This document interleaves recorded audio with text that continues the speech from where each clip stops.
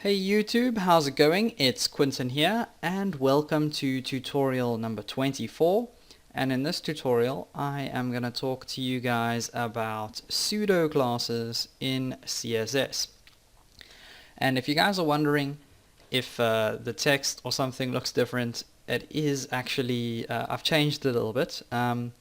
Basically, I started recording my screen at a higher resolution so I could try and have the videos available in 720p, and then the text was actually really small. It was like that, so I decided just to zoom in a little bit, and as you can see, it kind of makes things look a little bit more bold than they would actually normally be. Okay, so that's just why the writing would look different. Okay, so let's talk about pseudo classes. And a pseudo class in CSS is basically just there to give you guys a little bit more control over your styling. Okay, they're all built into CSS, so you can't go ahead and make your own pseudo class, but you can choose from a bunch of pre-made pseudo classes that I am going to show you guys, and I probably won't show you all of them, so you can go ahead and actually Google some of it and see if you can find out if there's anything that you need that is going to be useful over there. Okay, and one of the first pseudo classes that I want to show you guys is called first letter.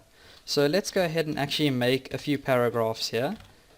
I'm gonna go ahead and actually just type that out once, then I'm gonna put my cursor in front of the paragraph tags, push Ctrl D, and that duplicates it. So I'm gonna make 4 paragraphs, and I'm actually stealing this idea from my original tutorial on pseudo classes.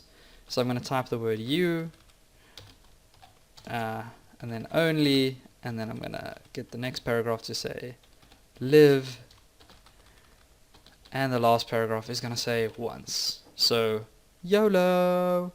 And now we can go ahead and actually style the first letter of every single one of these paragraphs using a pseudo class, and then we'll be able to make the actual word YOLO stand out. So let's go ahead and do that. And the way you use a pseudo class is basically by selecting whichever element you want to change. So in this case it's going to be the P element, and then you have to append on or add on a little bit of extra information, which is the pseudo class that you are choosing to use. So like I said, there is one called first letter, so you're going to append on this colon, and then you're going to type first letter, and in fact it should be hyphenated just like that. So the first letter of every single one of our paragraphs, that's basically what that pseudo class is selecting. And now we can go ahead and just maybe change the color of that to let's go ahead and change it to blue, and we'll make the font weight bolded, so font weight bold, and we'll change the font size to something quite big. So let's just change the font size to maybe 20 pixels. Okay, so now when I go ahead and save this, and whoopsie, you can see I've been on YouTube. I go ahead and save that and just run this in Firefox.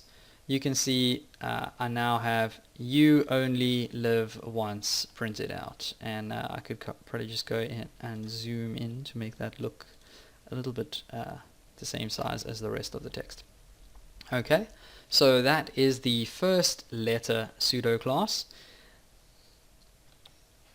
We also have something called the first line pseudo class. So if I go back over to Notepad++, and let's just take all of that out over here and add in a new paragraph, and we're going to have to make it quite long. So we'll just say the quick red fox jumped over the lazy brown dog's back, not bag. And I think I'm going to have to just duplicate this a few times just to make sure that it takes up quite a bit of space. Okay, cool. And that should be fine. So let's go over to Notepad++ again. I don't know how I changed to the browser, but anyways, Notepad++. And instead of working with the first letter class, let's work with the first line. And I think this is fine. I think we'll just keep the color blue, font weight bold, and the size of 20 pixels. And what this is going to do is change the entire font size, font weight, and color of our first line in the paragraph. So basically, you can see here we've got quite a few lines that are actually displaying, but only the first line of the paragraph, or the top line of the paragraph, has changed. Okay, and I guess if I made my browser narrower, anything that falls down to the next line changes back to black, that's cool. Okay, so that's pretty much all I have for you guys in this video. Don't forget to subscribe. Please feel free to leave a comment, like, or share the video. It's really going to help my channel grow, and I will see you guys next time.